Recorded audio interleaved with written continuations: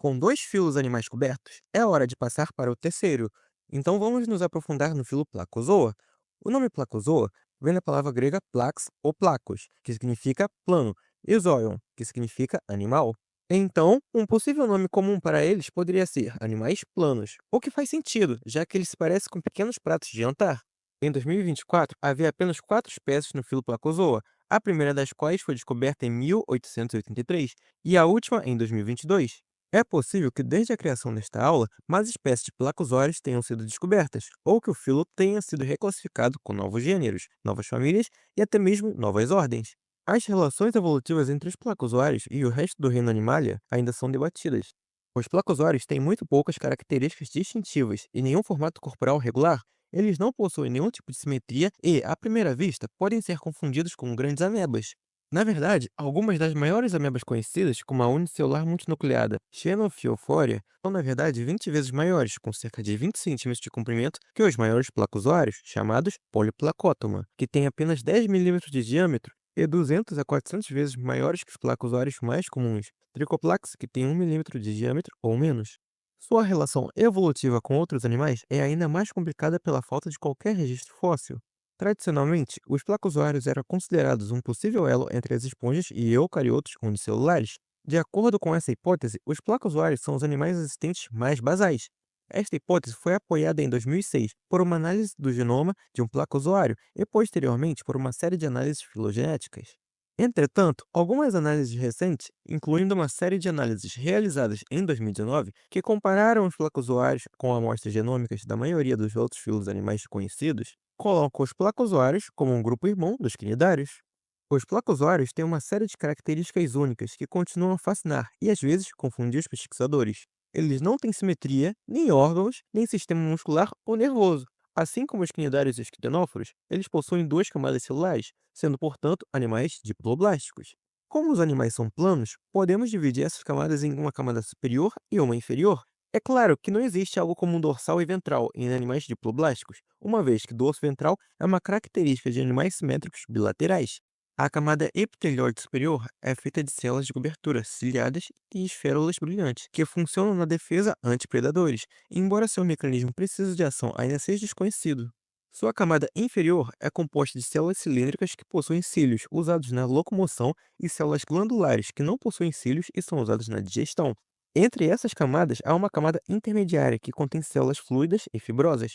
A maioria dos placozoários são incolores ou cinzentos, e são tão finos que são quase invisíveis a olho nu. Esses animais inteiramente marinhos raramente são observados em seus habitats naturais, embora sejam frequentemente encontrados rastejando sobre substratos em aquários marinhos.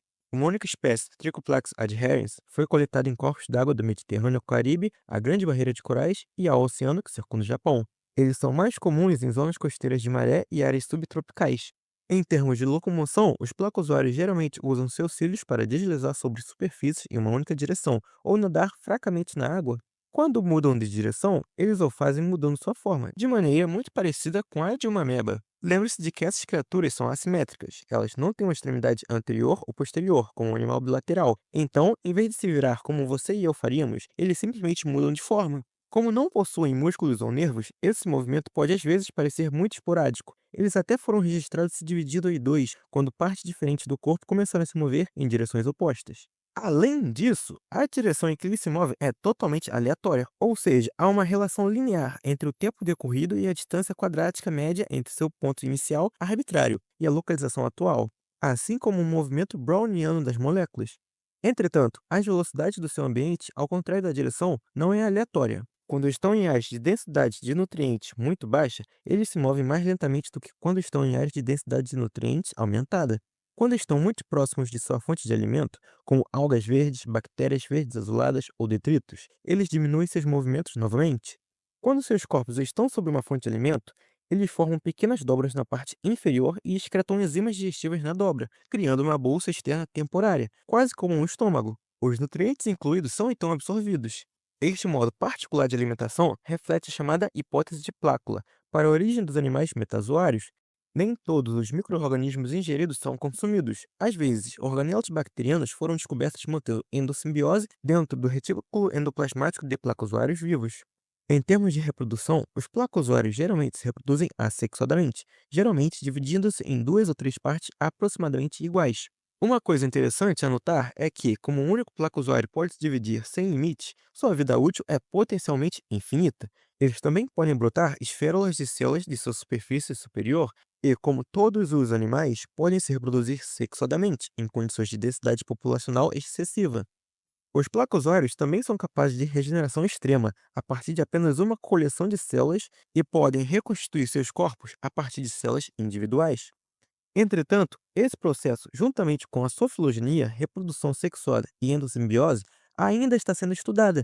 É incrível pensar que um pequeno organismo em forma de placa, descoberto em um aquário na Áustria em 1883, ainda seja objetivo de uma descoberta tão fantástica.